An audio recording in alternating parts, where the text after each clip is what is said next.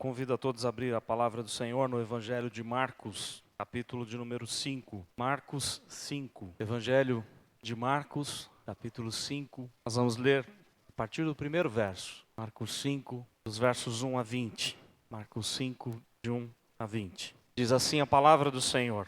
Entre mentes chegaram à outra margem do mar, à terra dos Gerazenos. Ao desembarcar, logo veio dos sepulcros ao seu encontro um homem possesso de espírito imundo, o qual vivia nos sepulcros e nem mesmo com cadeias alguém podia prendê-lo. Porque tendo sido muitas vezes preso com grilhões e cadeias, as cadeias foram quebradas por ele e os grilhões despedaçados, e ninguém podia subjugá-lo. Andava sempre de noite e de dia, clamando por entre os sepulcros e pelos montes, ferindo-se com pedras. Quando de longe viu Jesus, correu e o adorou, exclamando com alta voz: Que tenho eu contigo, Jesus, Filho de Deus Altíssimo? Conjuro-te por Deus que não me atormentes. Porque Jesus lhe dissera: Espírito imundo, sai desse homem. E perguntou-lhe: Qual é o teu nome?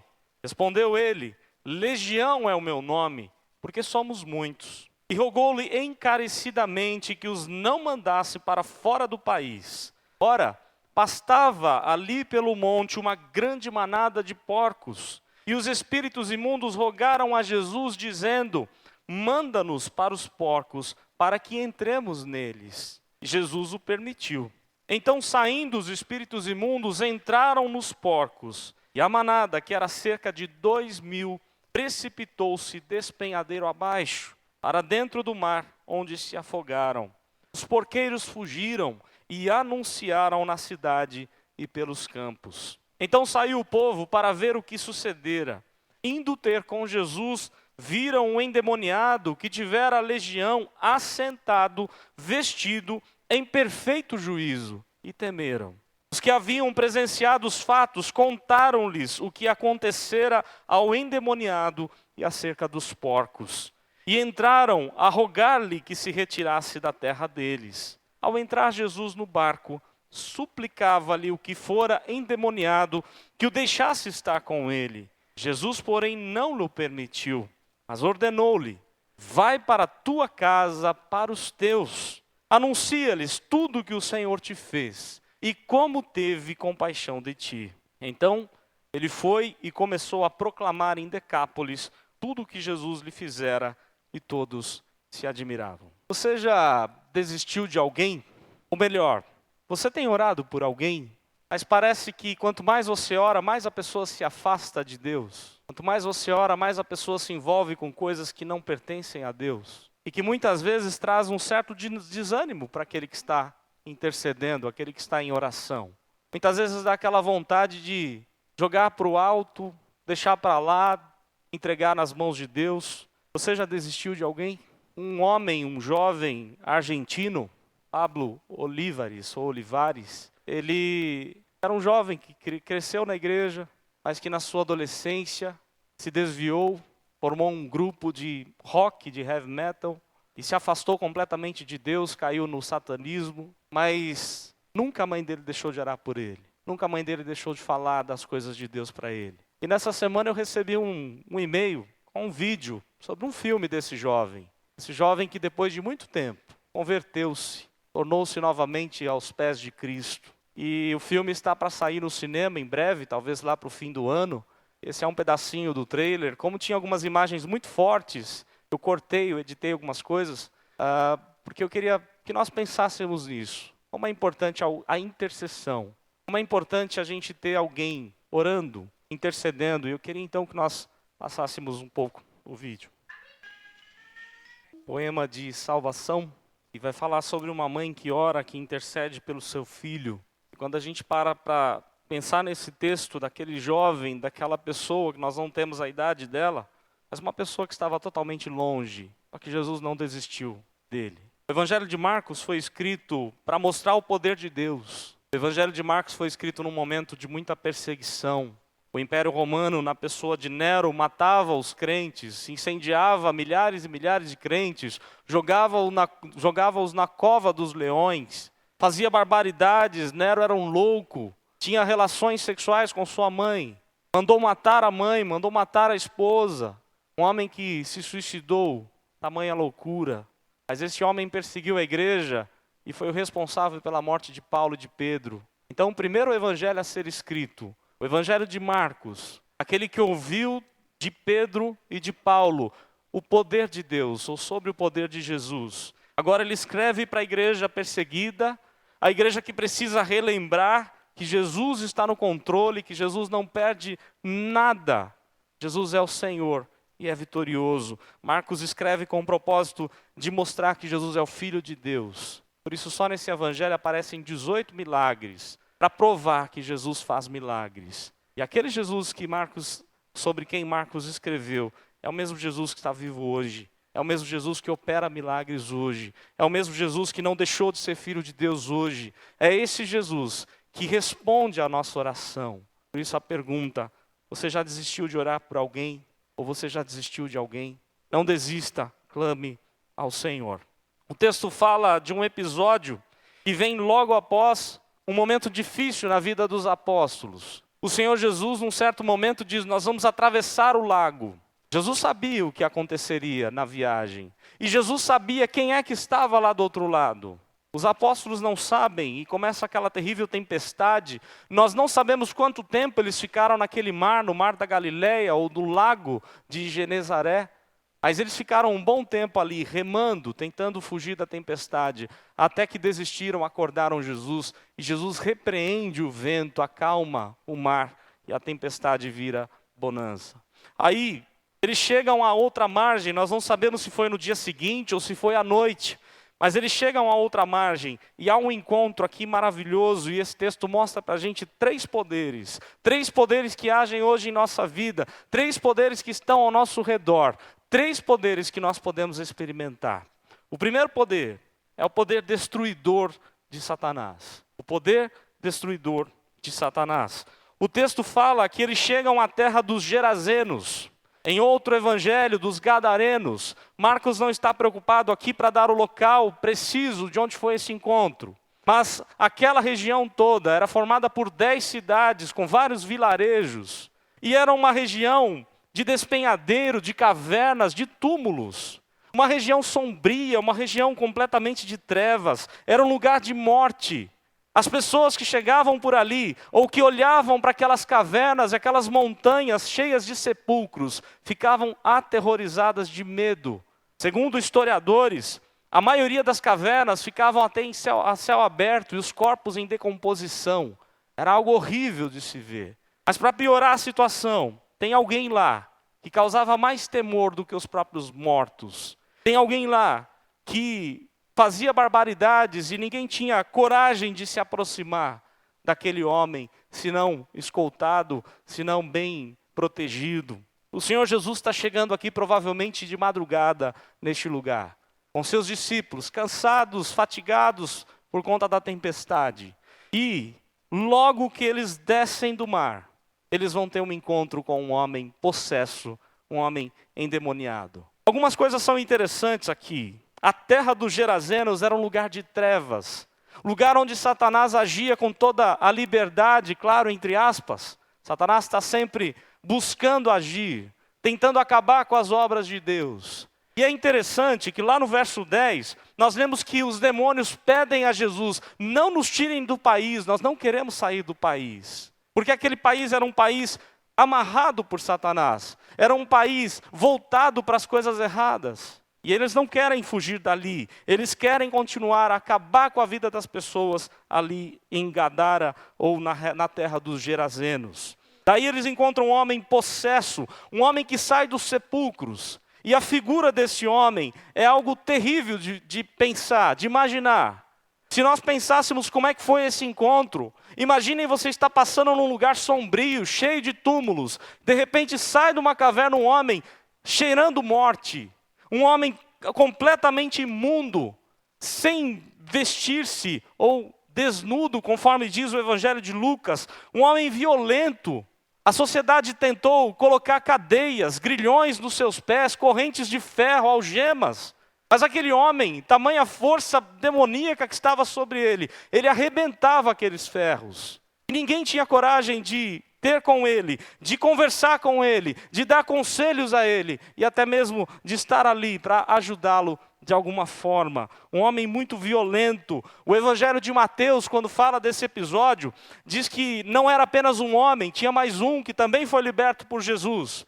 Mas é interessante que Mateus registra que eles estavam furiosos. Ninguém tinha coragem de passar por aquela estrada por conta daqueles homens violentos, aqueles homens que causavam problemas sérios para a sociedade. Jesus está ali e aquele homem está oprimido, está perturbado. O texto diz que ele está gritando dia e noite. Ele não tem paz, ele não tem sossego, ele está em total desespero, em total perturbação. E é interessante que isso não é diferente nos nossos dias. Como há pessoas perturbadas hoje, como há pessoas que estão dando brechas para Satanás, e tem a opressão do inimigo, o inimigo tem tirado a paz, tem tirado o amor, a alegria, e tantas coisas das pessoas. Aquele homem estava ferindo-se com pedras, estava desfigurado. A palavra usada aqui é que ele estava totalmente machucado, desfigurado.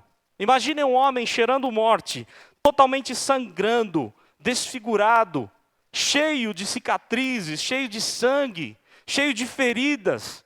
Um homem que, por dar ouvidos a Satanás, por ter demônios agindo no seu ser, um homem que tentava tirar a sua própria vida. É interessante como Satanás tem feito isso na nossa sociedade. Quantos jovens, quantas pessoas, quanta gente tentando tirar a sua própria vida. Satanás tem feito isso na vida de muita gente. E a gente tem que pensar, como está a nossa vida diante de Deus? Como está a nossa relação com Deus? O texto fala ainda que Jesus vai travar uma conversa com aquele homem. E ele vai perguntar para os demônios que estão naquele homem, qual é o seu nome? E o demônio responde, nosso nome ou é legião, porque somos muitos. É interessante a figura aqui da legião romana. Marcos faz a questão de escrever, aliás, ele está escrevendo para crentes em Roma. E quando pensava numa legião romana, no primeiro século, naquela época, nada colocava mais medo do que uma legião romana. Uma legião romana, para os irmãos terem uma ideia, era formada por 6 mil soldados romanos, muito bem preparados. Se alguém numa cidade vizinha ficasse sabendo que uma legião romana está se aproximando, era melhor fugir dali, porque era morte na certa. A legião romana trazia medo, morte, crueldade, violência, escravidão, destruição. Quando os romanos chegavam numa cidade, eles abusavam de mulheres e crianças, eles faziam barbaridades. E Marcos faz a questão de registrar, naquela conversa de Jesus, é que o inimigo tem agido na vida das pessoas, como fazia naquela época a legião romana. O inimigo vem para matar, para roubar, para destruir, para tirar tudo das pessoas, para tirar tudo de bom que Deus quer dar às pessoas. O inimigo havia tirado tudo daquele homem. Aquele homem não tinha mais família. Não sabemos se ele era casado, não sabemos qual a idade dele, não sabemos se ele tinha pais, mas a verdade é que ele está afastado de todos. Ninguém quer conviver com um homem daquele jeito. Ninguém tem condições de conviver com aquele homem. Ele não tem família, ele não tem trabalho, ele não tem amigo, ele não tem dignidade, ele não tem saúde. Ele está completamente dominado por Satanás. Aquele homem não tem paz, não tem nada, nenhuma perspectiva de melhora. Aquele homem vive nas trevas, vive no meio dos demônios. Aquele homem está completamente destruído, acabado. Para termos uma ideia do poder que estava agindo só naquele homem, era um poder tão forte que 2.000 porcos, quando Jesus permite que os demônios saíssem daquele homem e fossem para os porcos, cerca de 2.000 porcos morrem. E o texto faz a questão, é bem forte o texto faz a questão de mostrar que a morte dos porcos foi marcante, porque era um porco morrendo de cada vez, afogando-se, mostrando o poder de Satanás para acabar com a vida de pessoas. Um outro detalhe que a gente aprende sobre o poder destruidor de Satanás é que as pessoas para Satanás são como porcos. As pessoas para o diabo não valem nada. O diabo quer acabar com tudo, o diabo quer tirar tudo. E quantas pessoas hoje têm dado ouvidos a Satanás? Quantos são os jovens, adolescentes que estão dando ouvido a Satanás. Quando você escuta uma música lá na sua casa, que fala de palavrões, que fala de tudo aquilo que não honra a Deus.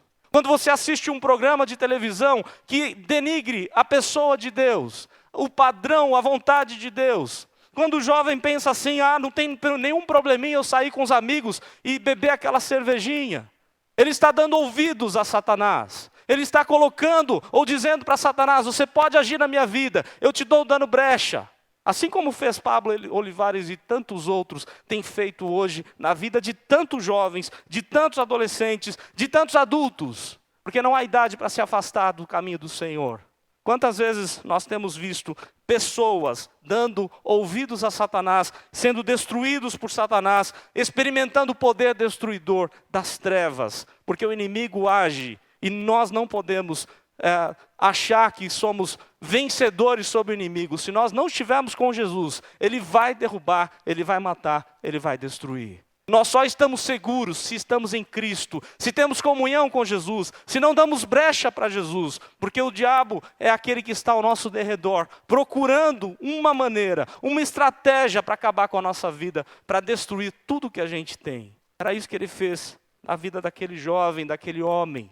Um homem que estava totalmente destruído, que não tinha perspectiva nenhuma. É o poder destruidor das trevas, é o poder destruidor de Satanás sobre a vida das pessoas. Mas o texto fala de um outro poder também. O texto fala de um poder isolador. Se nós olharmos para a atitude da sociedade nesse texto, a sociedade isolou aquele homem. A sociedade não tinha ferramentas para ajudar aquele homem. A sociedade estava perdida e não tinha o que fazer com ele.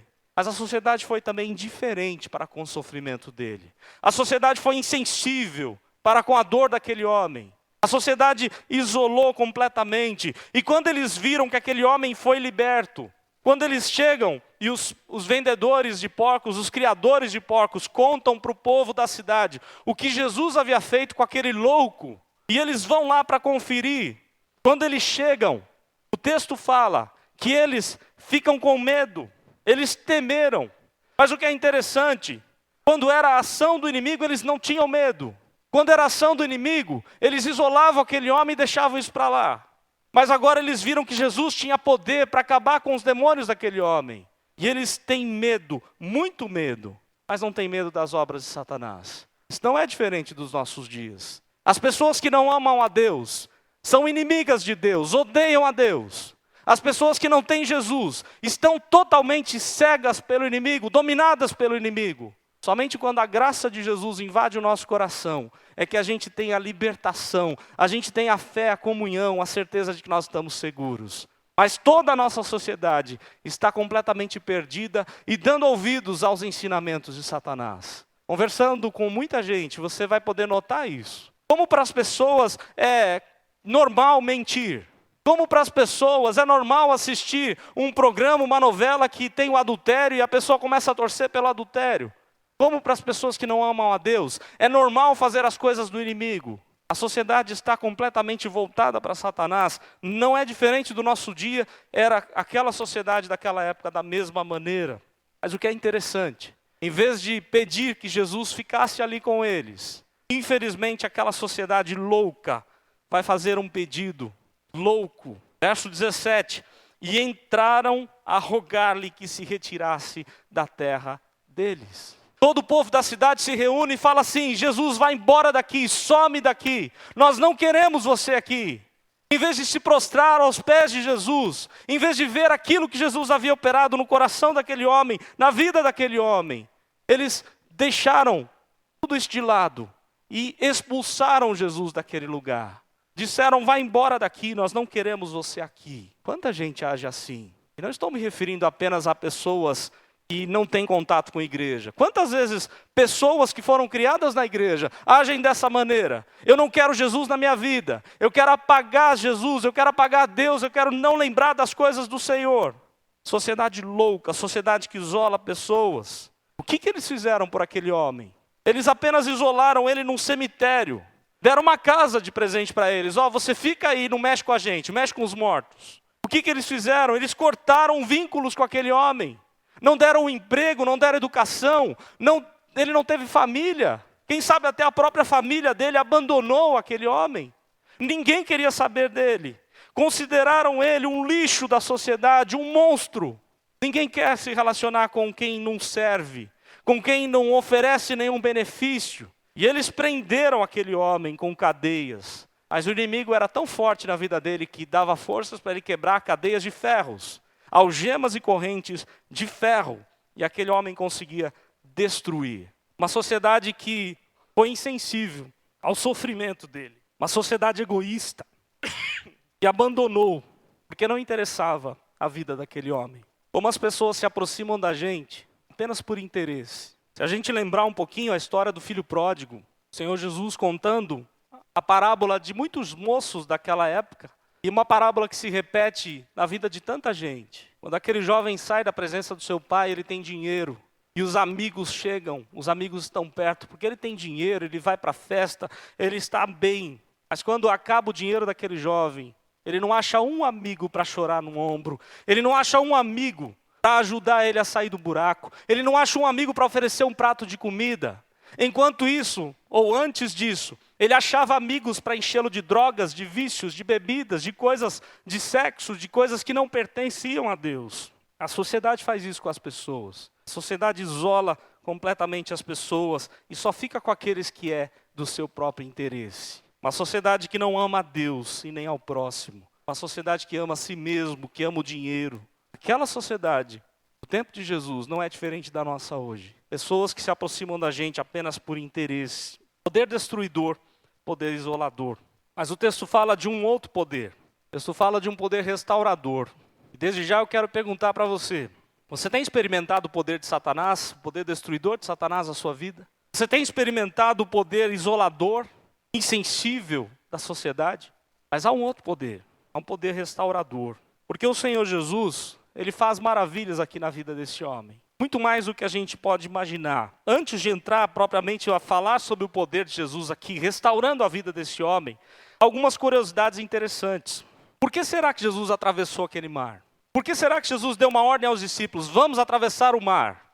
O que estava no coração de Jesus? É certo que Jesus conhecia a vida daquele homem. É certo que Jesus sabia o que estava acontecendo com ele e como Satanás estava agindo com toda a liberdade, não só na vida dele, mas de toda a sociedade de Gadara e dos arredores. Jesus sabia que Satanás estava agindo em todo o povo ali. E ele diz aos apóstolos, vamos atravessar o mar. Porque se você pegar a palavra de Deus lá na carta de João, primeiro capítulo, capítulo 3, verso 8, o texto lá diz o seguinte, que para isto se manifestou o Filho de Deus. O Filho de Deus se manifestou para destruir as obras do diabo. Satanás atravessou aquele mar para acabar com as obras de Satanás, para acabar com a ação de Satanás, não só na vida daquele homem, mas de toda a sociedade ali, que se maravilhou depois de ver o que aconteceu com ele. Mas é interessante, uma outra questão. Quem será que gerou aquela tempestade na travessia do mar da Galileia? Alguns estudiosos, não dá para a gente confirmar isso na Bíblia, mas há alguns estudiosos defendendo a seguinte tese, de que enquanto Jesus e os apóstolos estavam atravessando aquele mar, aquele homem endemoniado conseguia olhar o barco deles, e os demônios tentaram de todas as maneiras fazer com que eles afundassem e morressem. Há uma possibilidade que isso seja verdade, porque a mesma palavra usada por Jesus, repreendendo o mar, é a mesma palavra que foi usada aqui, sai desse homem. Jesus repreendeu o espírito que estava naquele homem, ou os demônios que estavam nele. Por isso alguns até chegam a acreditar que foi o inimigo quem levantou aquela tempestade, e que depois Jesus acalma a tempestade para mostrar que ninguém pode contra o poder de Deus. O poder de Deus é Senhor de todas as coisas, o Senhor Jesus é aquele que está dominando, está controlando cada detalhe da nossa vida. O que é interessante é que possivelmente aquele homem já estava observando Jesus chegar há um bom tempo. Porque até eles começarem a chegar, descerem do barco, começarem a subida no meio das cavernas, o texto, a palavra usada aqui em Lucas, principalmente em Lucas, demonstra que aquele homem sai correndo da caverna como um relâmpago, furioso para acabar com Jesus, para chegar e já bater em Jesus, bater nos apóstolos e acabar com todo mundo que ali estava. Aquele homem chega com fúria para se encontrar com Jesus, mas ele encontra a repreensão de Jesus, ele encontra-se com o poder de Jesus. O que é interessante é que o verso 6 diz que quando ele vem, quando de longe viu Jesus, correu na presença de Jesus. E o verso 6 diz o seguinte: e o adorou. Ele se prostrou na presença de Jesus, porque até o diabo tem que se prostrar aos pés de Jesus. Ninguém vai deixar de se dobrar diante de Cristo, porque Ele é o Senhor de todas as coisas. Ele é o Senhor soberano. Todo joelho se dobrará, quer seja no céu, na terra, debaixo da terra. Todos estão aos pés de Jesus. E os nossos inimigos estão aos pés de Jesus. Jesus quis mostrar isso para aquele homem. O inimigo estava aos pés dele. E o inimigo começa a pedir, a rogar que Jesus não expulsasse eles dali, daquele país. Um homem atormentado, um homem completamente derrotado. E Jesus vai dar vitória para aquele homem. Jesus vai restaurar sua vida. Jesus vai mudar a sua vida. Verso 15, acompanhem o verso 15. Diz assim: indo ter com Jesus, viram o endemoniado, o que tivera a legião. Eles viram de que jeito? Assentado, vestido e em perfeito juízo. Aquele homem que estava completamente louco, agora ele está assentado. E Lucas registra que ele não apenas estava sentado em qualquer lugar, ele estava aos pés de Jesus, sentadinho, ouvindo os ensinamentos do Senhor Jesus. Um homem assentado, um homem que está em paz, um homem que não grita mais, que não clama de dia e de noite, porque ele tem paz no seu coração, porque Jesus entrou e libertou. Um homem que não está correndo desesperado, que não está cansado, que não está medroso ou causando medo, que não está se ferindo, mas que está aprendendo, manso, na presença e aos pés de Jesus. Mudou a vida daquele homem. Porque quando Jesus entra no nosso coração, a nossa vida tem que mudar. Se não mudou, é porque Jesus não entrou. Se não mudou, simplesmente é porque achamos as coisas de Deus legal. Mas se Jesus não está incomodando a sua vida, se Jesus não está incomodando o seu temperamento, as suas vontades, quem sabe você precisa ter um encontro ainda com Jesus. Porque quando Jesus entra, Ele muda o nosso coração. Ele tira as obras do diabo da nossa vida, como Ele fez com aquele homem. O texto fala que agora, aquele homem está vestido, verso 15, não apenas assentado, mas vestido. O que é mais maravilhoso no texto, é que o texto não fala que ele pegou uma roupa e se vestiu. Mas o texto foi escrito aqui, e o verbo vestido usado aqui, indica que foi Deus quem o vestiu. Do jeito que Marcos escreveu, foi Deus quem vestiu aquele homem. Eu fico imaginando a beleza dessa cena. Jesus pegando aquele homem, cuidando dele, colocando uma roupa nele, tendo carinho para com ele, amparando aquele homem, livrando ele das suas feridas. Mas o que é mais interessante é que houve um homem que tentou vestir-se sem a ajuda de Deus. E por conta dele, toda ação demoníaca passou a fazer parte da nossa vida. Me refiro a Adão e Eva, quando pecaram, perceberam que estavam nus e fizeram folhas de figueiras para se vestir. Mas Deus não aceitou. E foi Deus quem depois cobriu a nudez de Adão e Eva. E a mesma coisa que Deus está fazendo aqui com a vida dele. Ele está se vestindo? Não, Deus o está vestindo. Deus o está cobrindo de bênção. Deus está selando a vida daquele homem para que o inimigo nunca mais toque na vida dele. É isso que Jesus faz quando a gente se entrega a Jesus. Ele está em perfeito juízo. O texto fala isso, ele está em perfeito juízo.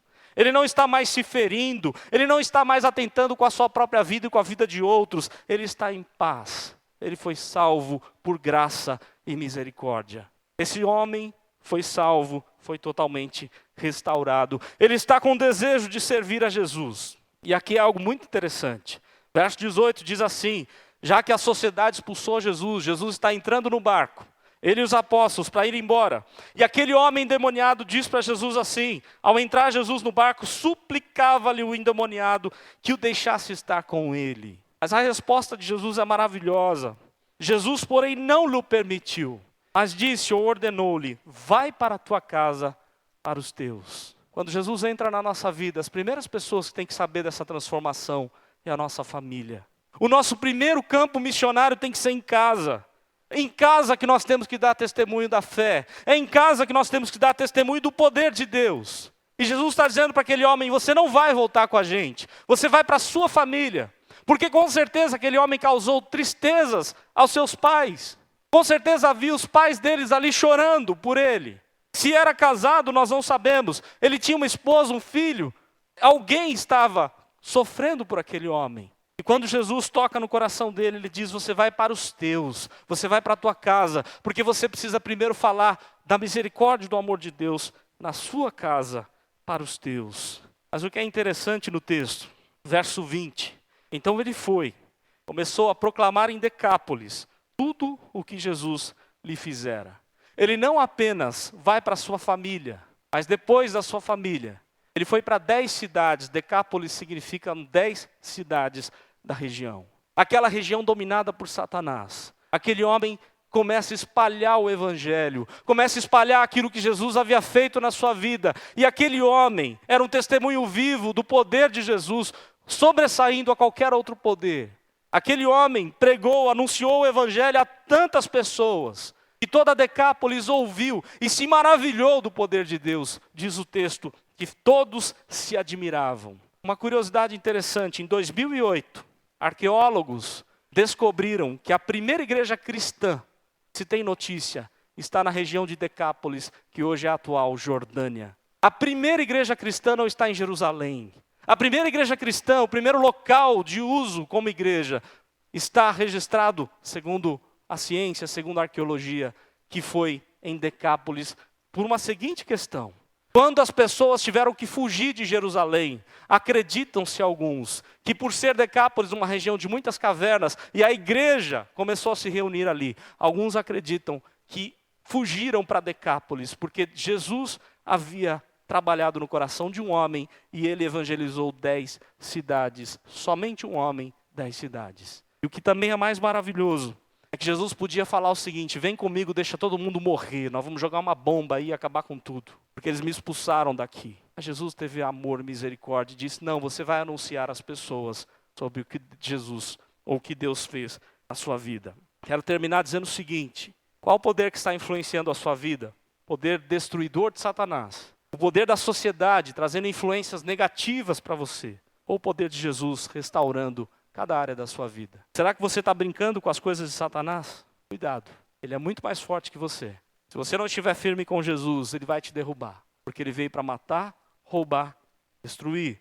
Cuidado em confiar em pessoas, cuidado em confiar na sociedade, porque ela nem sempre oferece aquilo que a gente precisa. Pode oferecer aquilo que a gente quer, mas não o que a gente precisa. Em terceiro lugar, não desista das pessoas, mesmo que, porventura, a família tenha desistido dela, ou a sociedade tenha desistido dela, não desista. Ame as pessoas e fale do poder de Deus a elas. Que Deus nos ajude a cumprir e a ser como aquele homem liberto e o primeiro ou um dos pioneiros, um dos primeiros missionários da igreja cristã.